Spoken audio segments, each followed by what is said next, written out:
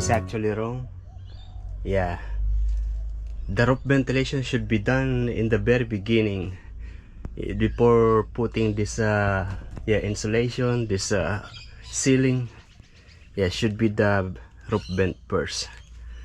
This is the size of this, but it is raining now. I don't know, the sky is like that. Yeah, only that part is the dark sky, but the rest are good. But it's raining.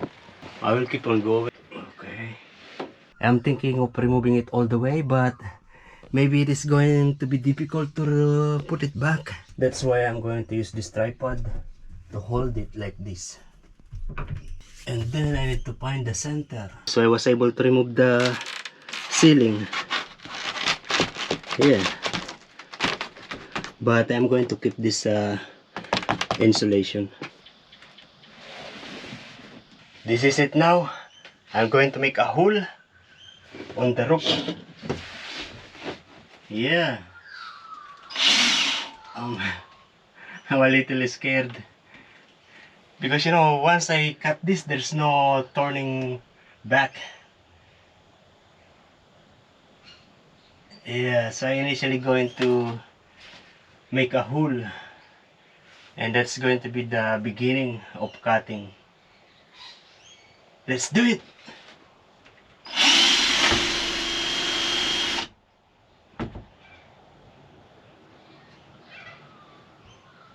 So we'll go all the way to the roof.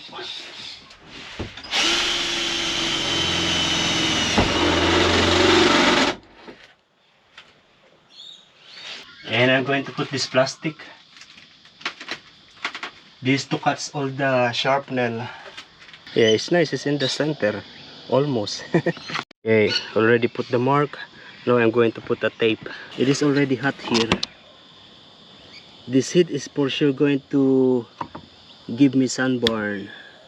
Oh, it's moving.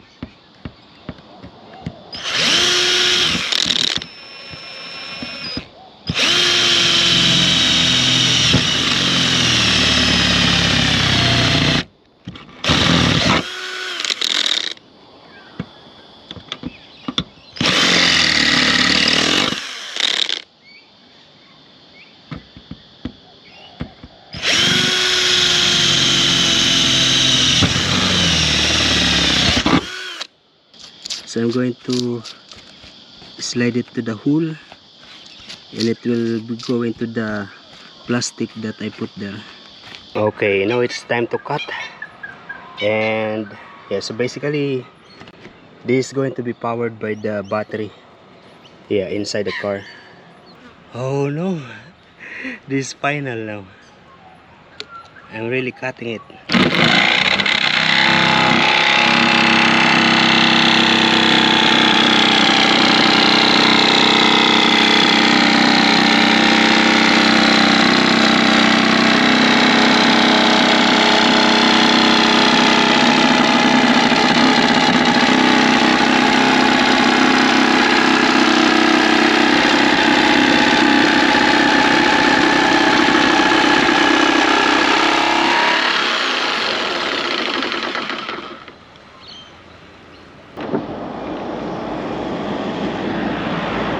Yeah, there are some tiny sharp nails that I need to clean. There's a lot of vibration when cutting it. So I just put this tape so that it's not going to fall down once it's totally cut. Yeah, also it will help to lessen the vibration.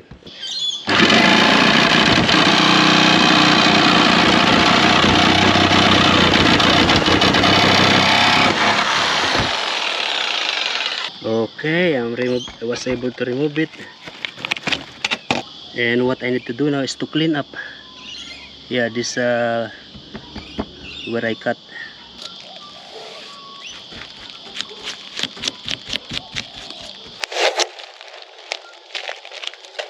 Oh, still there are some dirt here, but it's not sharpener. These are styrofoam. Yeah, because of the vibration. Now I need to make sure that there is no loose metal.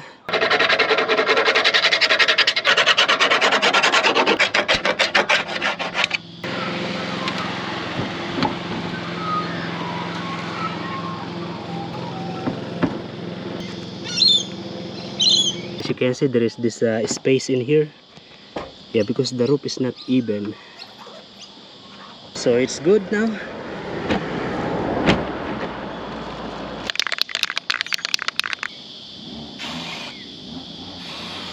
So I spray paint it, and then I also paint it with the with hand on the bottom because I don't see the bottom. Yeah. So I'll just wait for it to be dry, and we'll install this later. And it is actually really hot in here. Good thing this roof is not very hot. Okay, now I'm going to remove this tape. The heat of the sun is really hot. Then I'm going to apply this kind of butyl tape. Yeah, double adhesive tape. Oh, this is not good. This tape is not easy to remove. It should not be sticking on the paper. Okay, so I finished all the butyl tape. And now I need to put this. I hope the tape is just enough.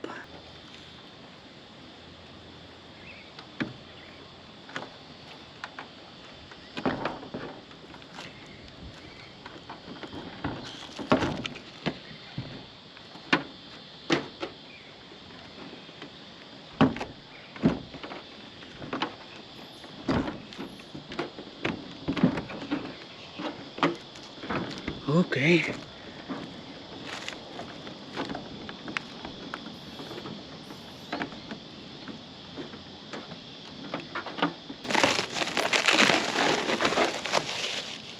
Maybe I can push it to cover this. Like this. Oh yeah, I can really do this. Okay, that's enough.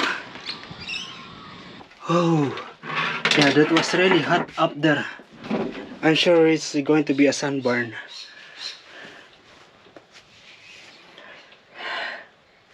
I hope it is not going to be a painful sunburn. And I'm going to remove it now. And that is how it is. And this one will work as an exhaust or as a fan. Yeah, two-way workway. But I still need to put some screw from the top. I'm going to do that later. And that is how it looks when it is open. Look how bad is the sunburn already. Look at this. Yeah, also at the back. This sunburn is going to be really bad tomorrow. Look at that.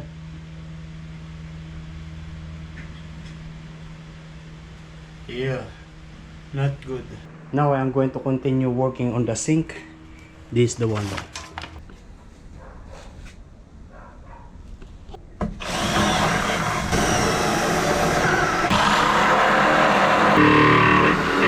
Oh, I made a mistake of cutting this in the size of this, but it's okay. I have a solution for it. We are now here in Bunnings, and look at that. It is amazing that it is stable. Yeah, it doesn't go anywhere, but this one, it actually opens by itself. Yeah, because it doesn't have lock yet. I'm going to put a magnet as a lock in the future.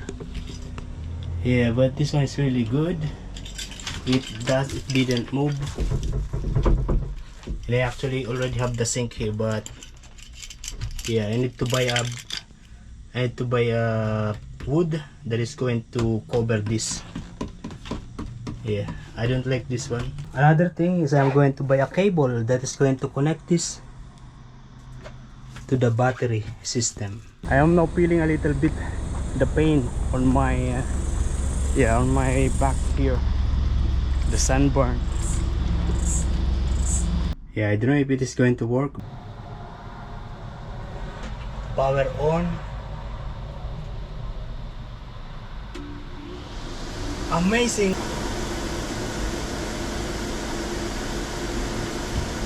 Very nice. So basically this time, this one is exhaust. Book your next adventure with us. Save 10% or more with mobile only. Yo, good morning guys. Yeah, at the moment we are here in this big car park here in Bunnings warehouse. Yes, I'm thinking of taking this one and these things. I already paid for this one. It's $14.88. this one and this one. We are back here in the car, and yeah, let me get this one out of the way. I still need to cover this with electric tape. It is already 25 minutes to 9 o'clock, and it is already hot outside to work. That's why we're going to find a place, a good place where it is not hot. Yeah, we are now here in this area. Let's open the window. On the other side of that is the beach already. I will show you later. But I'm going to have a breakfast first. They have this lamington. And of course, I always have my coffee. And there are more cars coming. I don't know if you can hear. There's the wave of the water. Oh, they are also going to stay here. For sure, they are going to the beach. And there are actually two camper van on that side. One is camper van similar to this one, and the other one is SUV. This lamington is very sweet. I thought the guy is wearing a mask, and I realized it's actually a bird. Let me show you first how it is in the water. Yeah, the weather is really nice today. For sure there is going to be a lot of people here later on. Yeah, on the midday, look at that. There is already the jet ski, that yacht, and this is how it is. Dun dun dun dun. There's no so much people at the moment on this side. Actually, there already are some people over there. Maybe 15-20 people, as I can see. And then on this side, also already a lot of people, all the way to the Shore Bay GT area. Yeah, family here on this side. Yeah, that is how it is. I basically put this outside here.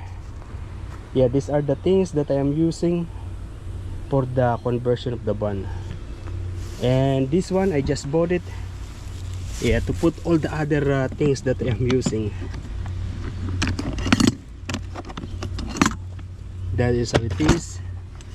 A lot of screw, nuts, bolts, this, and down there are my drill and my hacksaw, jigsaw. This is what I was doing in the previous days. It is not secured yet because I still did not put the screw. This one is just butyl tape, but it feels secured already. Switch on the battery. Then this is the button to